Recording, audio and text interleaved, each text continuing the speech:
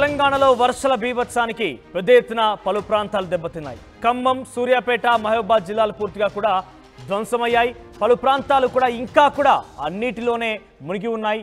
చాలా వరకు ప్రజలు తీవ్ర ఇబ్బందులు పడుతున్నారు. ముఖ్యంగా మనం మాట్లాడుకుంటున్నాం సూర్యాపేట నియోజకవర్గానికి సంబంధించి, సూర్యాపేట జిల్లాకు సంబంధించి కోదాడ మండలం తొగర్రాయి, కూచిపూడి, అనంతగిరిలో వరదలు ఇంకా కూడా బీభత్సం సృష్టించాయి. ఇంకా బురదలోనే 4 గ్రామాలు కూడా కొట్టుమిట్టాడుతున్నాయి. సో గ్రామాల్లో మొత్తం కూడా బురద కనబడుతోంది. ఎక్కడ చూసినా బురదే మనకు కనిపిస్తోంది. అయితే ఈ వరదకు చాలా వరకు ఇంటి కింద మట్టి పూర్తిగా కొట్టుకుపోయింది. కేవలం పిల్లర్లపై ఇల్లు నిల్చొని ఉన్నాయి. ఇక ఇల్లు కూడా కొన్ని చోట్ల కొట్టుకుపోయాయి. ఎలక్ట్రానిక్ వస్తువులు కొట్టుకుపోయాయి. వరదలతో ఇళ్లలో పూర్తిగా కూడా బురదే కనబడుతోంది. అయితే గడ్డివాములు పశుగ్రాసం లేక ఇబ్బందులు పడుతున్నాయి. గడ్డివాములు కూడా ఈ యొక్క వరద దాటి కొట్టుకుపోవడంతో పశుగ్రాసం లేక పశువులని కూడా అల్లాడుతున్నాయి. సో ప్రస్తుతం మనం చూస్తున్నాం ఏ స్థితిలో అక్కడ కనబడుతుందనేది మీరు చూడొచ్చు. ఒక అమ్మాయి తన సర్టిఫికేట్లని ఎండబెడుతోంది. కొన్ని భూమి దస్తావేజులు కావచ్చు, లేదంటే సర్టిఫికేట్ అని కూడా అక్కడ ఎండబెడుతోంది.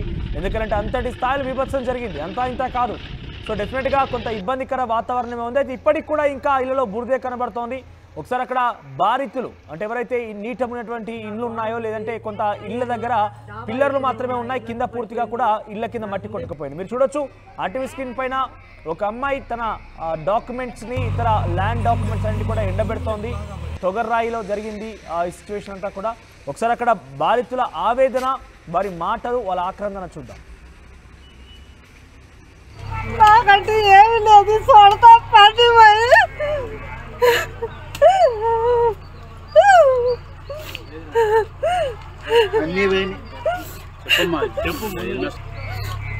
నాకంటే ఏమి లేదు, చూడతా పది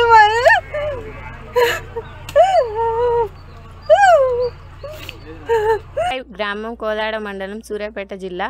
మా కురిసిన వర్షం వల్ల మా ఇల్లు మొత్తం కోల్పోయినాం. మేము మా ప్రాణాలు కాపాడుకోవడానికే మేము మా ఇంట్లో కుటుంబాన్ని కూడా మేము ఇబ్బందిలో ఉన్నా కూడా మేమంతా ఒడ్డుకు చేరుకున్నాం. మేము 5 కుటుంబాలం కూడా తక్షణం 5 నిమిషాలు కూడా మా ఇంట్లో ఉండొద్దంటే మేము కలిసి ఎంత ఒడ్డుకు చేరినాం అంటే, మేము అదే 8 నెలల బాబుని 3 నెలల పాపని వేసుకొని ఆ వర్షంలో ఎంత దూరం వెళ్ళిపోయినామంటే అంత దూరం వెళ్ళిపోయిన మా ఇంట్లో సామాగ్రి, మా ఇల్లుని కూడా అసలు ఉందో లేదో అని కూడా మేము ఊహించకుండా ఉన్నాం. ఊర్లో గ్రామం కోదాడ మండలం.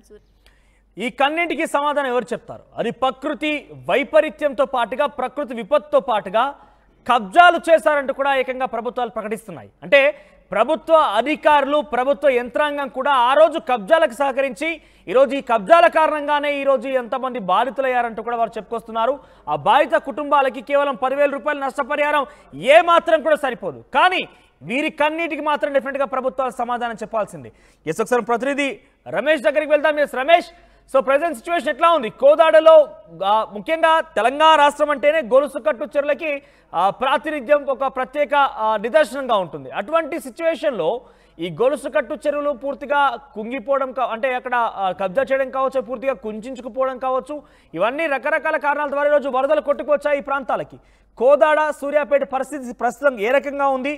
మాజీ మంత్రులు అందరూ కూడా అక్కడే నిమగ్నమై ఉన్నారు. ప్రస్తుతం వారంతా కూడా రాజకీయాల కోసమా, సహాయం కోసం తిరుగుతున్నారు. సో ప్రజెంట్ ఎటువంటి సిచ్యువేషన్ కనబడుతోంది? ఏదైనా కొంత రికవరీ చేసే ప్రయత్నం చేశారా? మొత్తం అక్కడ వరద తగ్గినప్పటికీ కూడా బురద మాత్రం అలాగే మిగిలినటువంటి పరిస్థితి కనిపిస్తుంది. మొత్తం ఎక్కువగా ఎఫెక్టెడ్ ఏరియా ఏదైతే ఉందో కోదాడ పరిసర ప్రాంతాల్లో, కోదాడ మండల ప్రాంతాల్లోని తొగర్రాయి కానీ, కూచిపూడి కానీ, అనంతగిరి మండలంలోని కిష్టాపురం, గోండ్రాయి, ఈ గ్రామాలన్నీ కూడా ఇంకా కోలుకోలేనటువంటి పరిస్థితులు ఉన్నాయి. ఎందుకంటే వరద బీభత్సం అనేది గతంలో ఎప్పుడు లేనంత విధంగా మొత్తం వాళ్ళు వరద దాటి కూడా ఇళ్లలో నుంచి పారిపోయినటువంటి పరిస్థితి కనిపిస్తుంది. పారిపోయి ప్రాణాలు దక్కితే చాలనుకున్నారు. అలా విధంగా ఇల్లు వదిలిపోయి మళ్ళీ ఇప్పుడు వచ్చి చూసుకునేసరికి వారికి ఇంట్లో ఏమీ మిగలన్నటువంటి పరిస్థితి కనిపిస్తుంది. ఎక్కడికక్కడ వారి నిత్యావసర సరుకులు కానీ ఎక్కడికక్కడ తడిసి ముద్దయిపోయినటువంటి పరిస్థితి కనిపిస్తుంది. కనీసం వారికి ఎవరు కూడా అక్కడ ఇంత జరుగుతున్నప్పటికీ కూడా అధికారులు ఎవరు కూడా మా గ్రామాలకి రాలేదు. కనీసం మాకు తిండి నీళ్లు లేక కూడా అవస్థలు ఎదుర్కొంటున్నామని చెప్తున్నారు. అయితే ప్రభుత్వం ఇప్పటికే వీరికి అన్ని విధాలు ఆదుకుంటామని కూడా సూర్యాపేట జిల్లా కలెక్టర్ కూడా తక్షణ సాయం కింద 5 కోట్ల రూపాయలు కూడా మొన్న సీఎం రేవంత్ రెడ్డి వచ్చినప్పుడు ఇవ్వడం జరిగింది. అయినా కానీ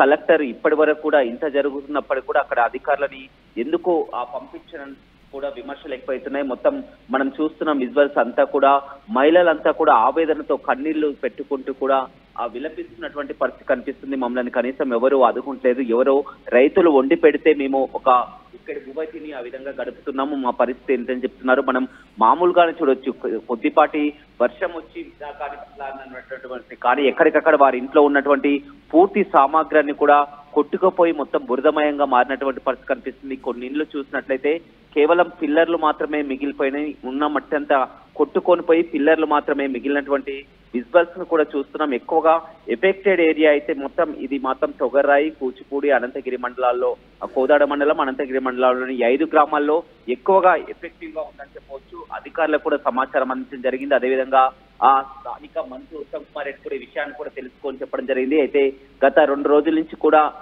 అన్ని చర్యలు ఆదుకుంటామని చెప్తున్నప్పటికీ కూడా ఈ వరదల కారణంగా కోదాడ, సూర్యాపేట పరిసర ప్రాంతాలకు సంబంధించి ఎన్ని గ్రామాలు దెబ్బతిన్నాయి?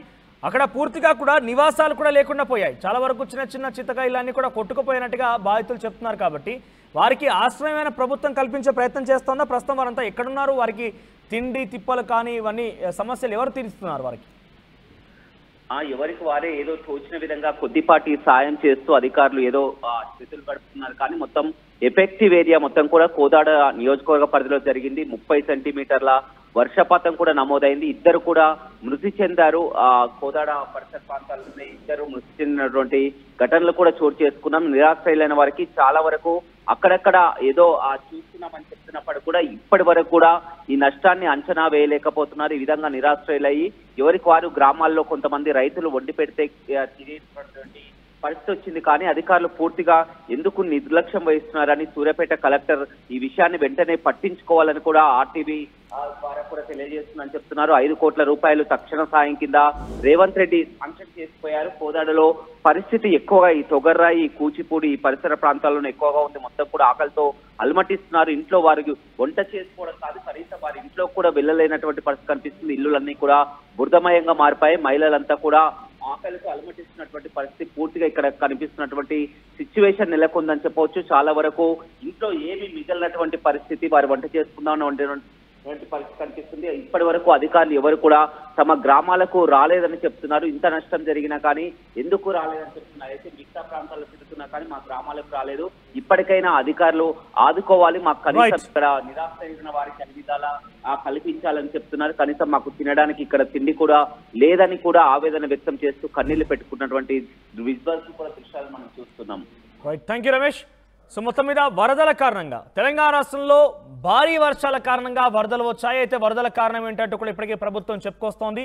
వరదలకు ముమ్మాటికి అటు గొలుసు కట్టు చెరువుని పూర్తిగా ధ్వంసం చేయడం కావచ్చు, కాలువలపైన చెరువులపైన నిర్మాణాలు చేపట్టడం కూడా కారణంగా చెప్తున్నారు అధికారులు. అయితే సూర్యాపేట, కోదాడలో చాలా పెద్ద ఎత్తున వరద బీభత్సం సృష్టించింది.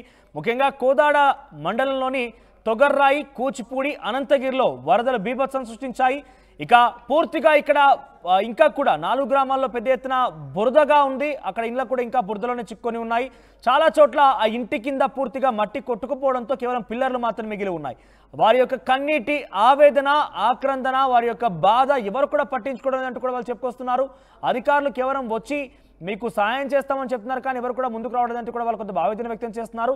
సో డెఫినెట్గా ఇక్కడ వారికి కేవలం 10,000 రూపాయలు నష్టపరం అయితే రాష్ట్ర ప్రభుత్వం ప్రకటించినారు. మాత్రం ఏమాత్రం కూడా సరిపోదు. కానీ వీరికి మాత్రం తిరిగి వారి యొక్క నిర్మాణాలు కూలిపోయాయి, వారి ఇల్లు కూడా కొట్టుకుపోయాయి. కాబట్టి వారిని కనీసం ఉండేందుకు ఒక గూడు, తినేందుకు తిండి మాత్రం అయితే డెఫినెట్గా ఇవ్వాల్సినటువంటి బాధ్యత ప్రభుత్వాల మీద ఉంటుంది. మరి చూద్దాం ప్రభుత్వాలు ఎంత మేర స్పందిస్తాయి ఈ యొక్క మోస్ట్లీ ఎఫెక్టెడ్ ఏరియాస్ సంబంధించి. నా ఇల్లంతా పడిపోయింది. నాకుండే